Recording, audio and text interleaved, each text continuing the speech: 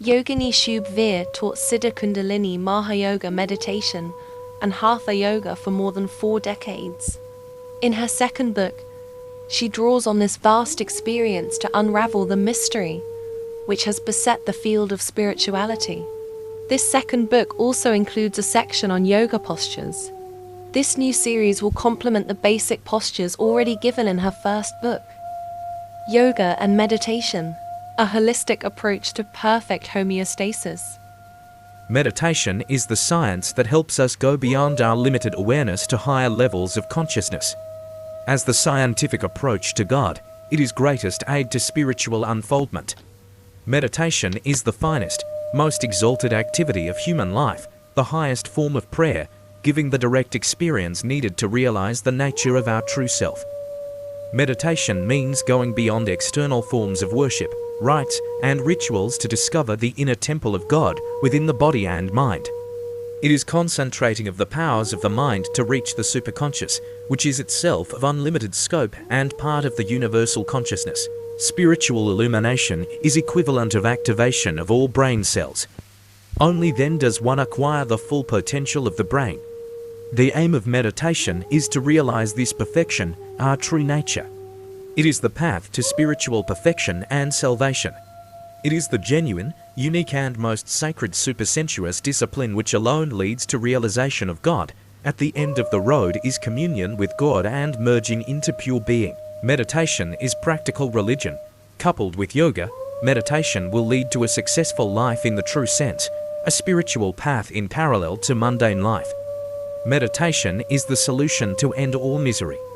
Humanity's most sacred duty is to discover the superconscious through meditation. The book is very detailed.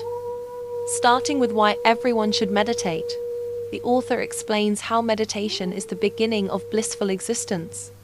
It is an unending experience, which must be discovered and experienced by each and everyone.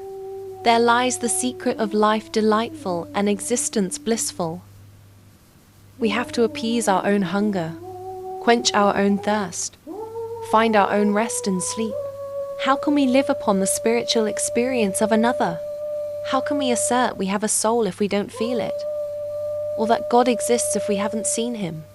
If we have a soul, we must sense it. If there is a God, we must see him. He is not the God of a select few. He is the universal God for anyone to see. It is better not to believe if there is no chance to perceive. Meditation is the highest form of prayer. It is prayer which is no more something externalized and separate. It is direct personal experience. When we feel God is within us and we are in God, that is meditation. Meditation is the great scientific method of knowledge. Meditation rids us of our ignorance and superstition. The mind gets knowledge and the spirit food. Deep within our own self is the infinite source of divine power to help spiritual unfoldment. Meditation gives intensity to our thoughts. The more concentrated they are, the more the potential power. All great minds of the world owe their success to the power of concentration. Even scientists unconsciously use the power of meditation for all their scientific discoveries. They study the subject, altogether forgetting everything else, even their own self. Only their subject and the mind exist, and in a flash the truth illumines their mind. To validate a genuine science, facts are first observed, then generalizations made, and lastly principles elaborated and conclusions drawn. Without proper analysis, any science is doomed.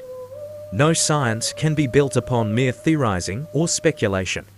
The science of meditation offers us the means of observing the internal states. The instrument is the mind itself. This is man's only means of knowledge. The mind is the most powerful and precious instrument to knowledge. Only a perfect mind can unravel the mystery of life. The mind is not only the instrument of thoughts. It is a real treasure that can work mighty miracles if carefully controlled. This self-control is indispensable if man is to succeed in his spiritual quest. With the mind fully controlled, man discovers a clearer understanding of things. The subconscious, conscious and superconscious are the 3 states of the mind and of knowledge. Merged together they constitute our intelligence. We only know one part. We don't know the subconscious nor the superconscious. Only knowledge of all three states will make us perfect. The object of meditation is to unveil the superconscious state.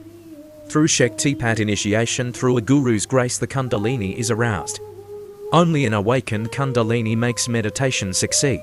Man knows only one part of God, just as he knows only one part of the universe. All the rest is beyond human cognition.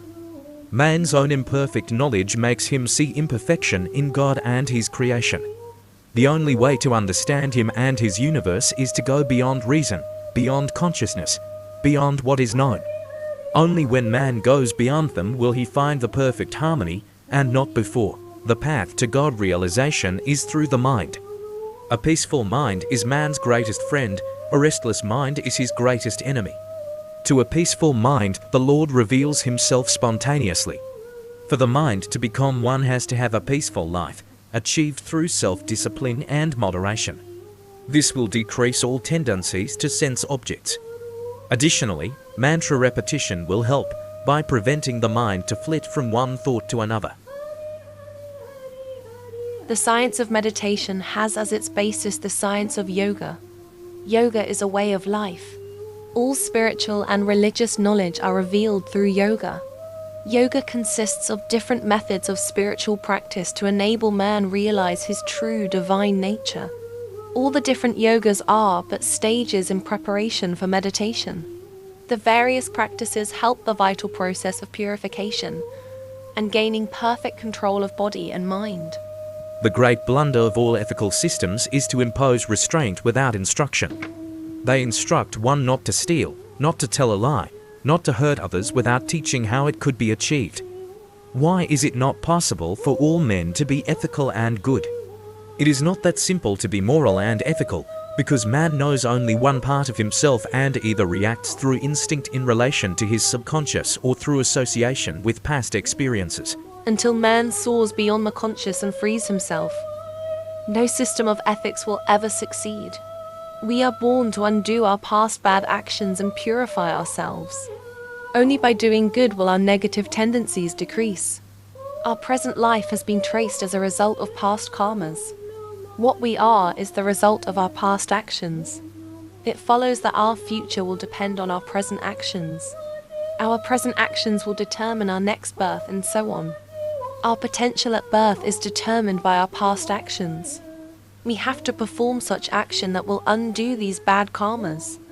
No one can get anything until he has earned it. It is the eternal law. We are not born bound. No one ever was. Through our actions we make and unmake our destiny. We enjoy or suffer according to our deserts. If our new actions add to our past or present sins, we will keep on degenerating and sink deeper in the quagmire of delusion. If we perform virtuous acts, we will mold ourselves a higher destiny towards realization of our divinity. The real God is the self. The self is beyond. It is the all. It is the one. Human birth is the first of the three great boons of life. Only the human can aspire to moksha, salvation. The second is the company of an illumined teacher. A realized guru alone is able to arouse one's dormant kundalini and pave the way to liberation. Moksha, the third boon, love and yearning for God, can only be instilled by the guru. Only unconditional love for God will make him reveal himself. For any human, the greatest fortune is to receive initiation from a genuine guru. Although it sounds simple, meditation should be practiced at the feet of a spiritual master. Without the grace of a realized guru, meditation is extremely difficult, practically impossible. A guru transmits spiritual power into the meditator to enable him reach higher levels of consciousness. The Guru mantra is indispensable for access to the great source of spiritual power handed down from timeless past. Together with the Guru mantra, yogic breathing and a perfectly mastered yogic sitting posture that makes one lose all sense of body and allows one to sit still and firm, form the basis of the science of meditation. The Guru mantra received from genuine gurus has divine potency. All spiritual benefits may be derived by their repetition. Just as the physician cures physical diseases, the guru is the metaphysician that cures soul diseases. Once initiated by the guru, the subject becomes receptive to cosmic consciousness. A guru is a highly evolved soul, a selfless being who works relentlessly for the upliftment of all. Selflessness and humility are marks of a God-realized soul. A charged guru mantra carries divine Shakti, divine energy. A mantra is a sacred word or words revealed to ancient seers in a state of superconsciousness. They have been known to man since time immemorial. These words are eternal, neither invented nor coined by man. The great sages and yogis of ancient times received them from God during meditation, and used it in their life and passed it on to their disciples in a bid to uplift humanity. The different yogas are explained in some detail, namely Bhakti Yoga, the path of devotion, spiritual attitudes in Bhakti Yoga, and the ninefold path of devotion as explained by Lord Ram. Great devotees like Hanuman, Narad, etc., and their unique exalted lives in the service of God is depicted. Jnana Yoga, or the path of knowledge, Karma Yoga, or the path of activity, and Raja Yoga, which is control of the mind through meditation. All these yoga paths will ultimately culminate to SIDDHA Kundalini Maha Yoga. Yogini SHUBH VEER was a born SIDDHA yogi. SIDDHA yogis are very rare. Maybe 1 or 2 appear in each generation. The whole science of yoga and meditation is just to find God, to find out the truth about God and about one's own soul, and thus attain to liberation. If man is spirit, then God, the spirit of all spirits, must be in man's soul. Seers of old, knowing this fact, turned their vision inwards and discovered the spirit of all spirits in their own spirit. This is the purpose of meditation. The book concludes with a section on yoga practice. Just as in the first book, here too is given an 18-week weekly yoga program.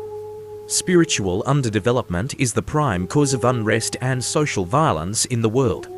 The day man rediscovers his spirit, his true identity, his true nature, his higher self, stress and tension will be eradicated and replaced by a state of absolute well-being and inner joy. We are tourists from the beyond. Life itself is the true tourism, not externally but within. The phenomenal world has its limitations, but the superconscious has unlimited scope because it merges with the universal consciousness. Within the superconscious alone can all our dreams and aspirations be fulfilled. Because once it is unveiled, life itself becomes dreams, and aspirations become life.